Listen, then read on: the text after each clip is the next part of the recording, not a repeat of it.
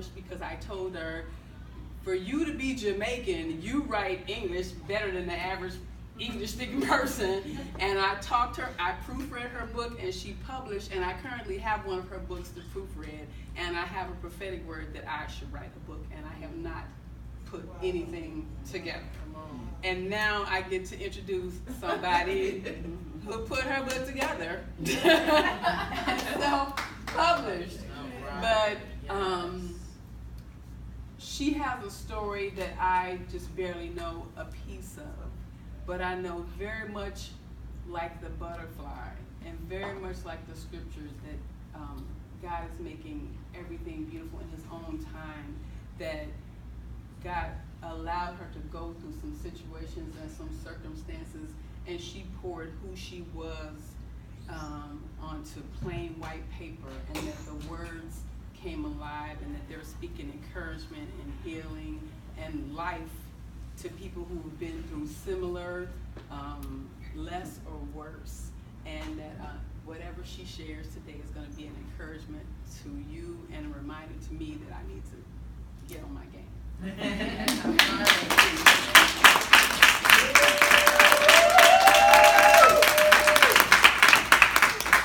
Good morning. Good morning. I'm trying to gather myself. I'm so emotional right now. So you just kind of got to give me like 15 seconds to just take this all in. God is so faithful. Sorry, I said I wasn't going to cry. So, good morning. For those of you that don't know me, but most of y'all are people that I do know. I said I wasn't going to cry. I'm emotional because I'm probably the most unlikely candidate to finish a book. I came to this church when I was 10 years old. My mom was a single parent, and from a young age, Pastor Anderson took me in, and he would speak words of affirmation over my life. I didn't always understand it. A lot of times back in the day, he would have which is in the book, he would be praying for us. So he would call us up, and like people before me, he'd be like, you're gonna travel the world, you're gonna see, you're gonna sing to nations, you're gonna be a doctor, you're gonna be an evangelist, you're gonna be a preacher, you're gonna be a nurse, you're gonna open up facilities. And then he got to me and he said, I see you working on computers. And you have to understand, in the 80s, 90s, it wasn't like what we have now. Everybody has an iPhone or some kind of device. So when he said it, computers were just coming out. He said, I see you working on computers. Fast forward to now, I understand it, right? I didn't see it then, but I understood it from a young age. I've always had journals. I would be the doodler. Sometimes it would just be a little phrase or be a long thing. But I have tons and tons of things that I just wrote over the years. And then through my life, I knew that I was supposed to write a book, but I just didn't know how, right? And I didn't have anybody around me who had published a book or somebody that was willing. But what I did have was somebody that everybody calls Evangelist Edwards, who grabbed me and said, you're going to start teaching foundation class. And I was thinking, no, I'm not. No, I'm not. And she was like, yes, you are. I was like, no, I'm not. Because at the time, you could be raised in church, you can know God, but sometimes you're at a crossroad where you have one foot outside of the church and one foot inside the church. So something inside of me and outside of me was trying to make me feel like being a church girl, that there was something wrong with it. So I thought I needed to go outside of the church and see what they were doing. But I'm so grateful for Evangelist Edwards, because despite what people thought, because I don't have no title, I still don't have a title. I kind of like it that way. I don't even like people really calling me sister. Pray for me. I'm working on it. I'm working on it. I kind of like it just to call me my first name. But I'm grateful for her, and I want y'all to catch this, because there might be people in your life, people close to you, that you keep hearing God tell you to take them in to encourage them. She took me under her belt, and she put me up, right? I didn't even know all the book of the Bible without looking. I've been in church, but I didn't know them like that. So she kind of forced me to study, and I'd be like, oh, I hate this. Because, even though I write, I'm not one of those people that really loves to read all the time.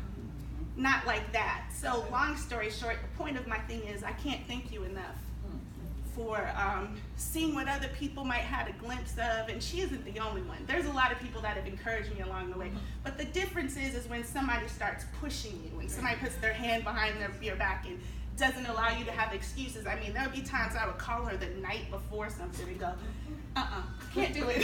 She listened to me, I'd be like, you know, one specific event is I was living on Hickam and I was still married, and my husband had just came in and he put divorce papers on the bed, and the next day I was supposed to be talking at the Women of Excellence.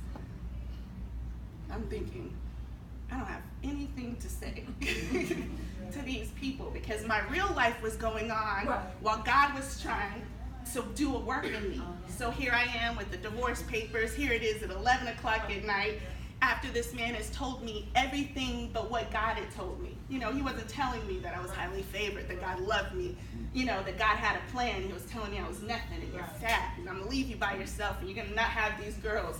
So, but the next day I'm supposed to pick up a mic, talk to the Women of Excellence. So I called Evangelist Edwards and I said, can't do this. She told me, yes you can. Well, that's not true. She didn't say yes you can at first. She said, I'm listening.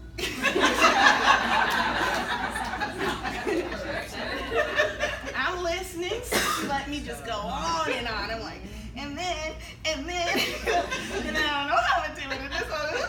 And then by the end of the call, somehow she got me speaking the next day. I don't know how it works. So I had to take the divorce papers off the bed and put them to the side and get in the bed, and the next day I had to walk in what God told me to do. So the reason that I'm sharing that is when you look at me and what I told God from the beginning, it was never about money for me. It was never about I wanted to sell 1 million books. I wanted to be able to look women, especially church girls, in the face and say, don't let other people define you. Don't let the devil lie to you and make you think that because you were raised in the church that you're missing something. Don't let people put expectations on you because your route might not be the traditional route. Maybe God wants to use me, but I'm not going to be an evangelist. Maybe he just wants to see if I'm going to say yes. So my first yes was when she said, do you want to teach foundation? I said no. But she heard yes. And then the next thing was Evangelist Holly was like, I want you to speak at the Women of Excellence. And I would always tell Evangelist Holly, no, I don't think I could do that. Somehow, every time I was up there speaking. So I know that y'all have. So I can't name everybody, and I don't want everybody's feelings to be hurt if I don't name your name. Just know that there's days that I go by and I say thank you. Thank you to Evangelist Sherrod for praying for me. Thank you to Sister Levy. She gave me this. She believed she could, and then she did. It was like my song cry, right? What other people don't know is like every day last year, I'm talking about every single day of 2016, around 5 or 6 o'clock in the morning, Sister Levy would text me. Now, some days that was great if I was working, because I was up. And other days, because she was so faithful, I'd be sleeping. I was like, Jesus, she's still singing. It would be like, be blessed to be blessed, scriptures. So thank you. Anybody can do this. I don't want you to think that I'm something special, but this is what I will tell you. To do this, you have to make a decision, okay? I believe that because libraries are so big, and I always think about fast food. There's a McDonald's, there's a Burger King. Whatever your vision is, don't look at somebody else and say, oh, I can't do it because there's so many. The library is waiting for you, okay? For my book, I wrote the book in Word, okay? I didn't have nobody to tell me how to do it, but I was writing. Partway through it, because I don't write traditionally like everybody else, I write like I talk. And at first I was going to change it, you know, and make it have some these and nows and thus saith, and, you know, and a Habakkuk, and then he came up on the mountain. And then God got on me and he said, no, why would I need that when I've created you to be you? Right? So the difference between my book and most books is that grammatically it's different. I do a lot of dots. I do a lot of bold, right? I do a lot of, really girl? That kind of thing. Like when you read it, you'll hear me talking. But for those of you that want to write a book, start writing, okay? The second thing is do not be worried about finances. Now there's 2 different routes you can do it.